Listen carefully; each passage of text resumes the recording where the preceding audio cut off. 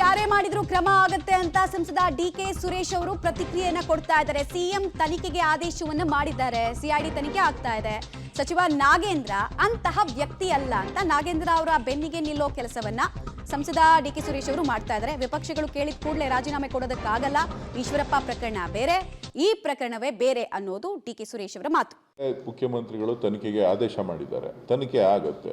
ತನಿಖೆ ಆದಾಗ ಆ ತನಿಖೆಯಿಂದ ತಪ್ಪು ಕಂಡು ಬಂತು ಅಂತ ಅಂದರೆ ಖಂಡಿತ ತಪ್ಪಿತ್ತು ನಾಗೇಂದ್ರ ಅವರು ಕೂಡ ಅದಕ್ಕೆ ತಲೆ ಬಾಗ್ತಾರೆ. ಆದರೆ ನಾಗೇಂದ್ರ ಅವರು ಆ ವ್ಯಕ್ತಿತ್ವದ ವ್ಯಕ್ತಿ ಅಲ್ಲ. ಸೊ ಕೆಲವೊಂದು ಕಾರಣಗಳಿಂದ ಅಲ್ಲಿ ಸ್ಥಳೀಯ ರಾಜಕಾರಣದಿಂದ ಆ ಥರ ಮಾಡಿರ್ಬೋದು ಅಂತ ಕಾಣಿಸ್ತದೆ. ತನಿಖೆ ಆಗಲಿ.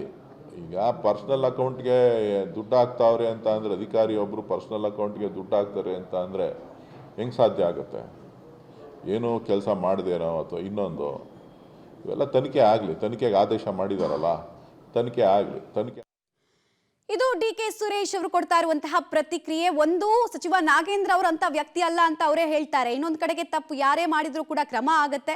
ತನಿಖೆ ಆಗ್ತಾ ಇದೆ. ತನಿಖೆಯಲ್ಲಿ ತಪ್ಪಿತಸ್ಥರ ವಿರುದ್ಧ ಕ್ರಮ ಕೈಗೊಳ್ಳೋದಕ್ಕೆ ಸರ್ಕಾರ ಬದ್ಧತೆಯನ್ನು ತೋರಿಸ್ತಾ ಇದೆ ಅನ್ನೋದು ಅವರು ಮಾತಾಗ್ತಾ ಇದೆ.